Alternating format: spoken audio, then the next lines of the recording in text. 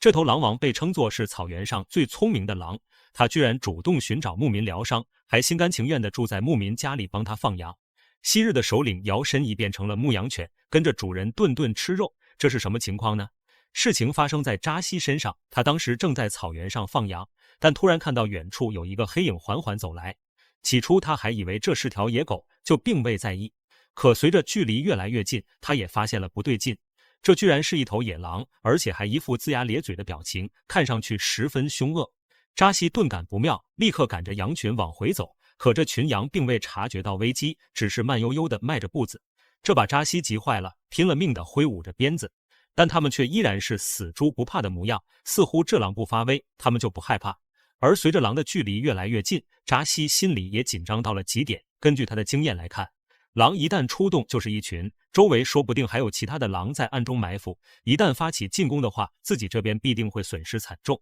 此时的他也顾不上羊了，大脑飞速运转，思考着如果狼群进攻的话，自己该如何脱身。但还没等他想出对策，那头狼就朝着他直直冲来，这把扎西的魂都差点吓飞。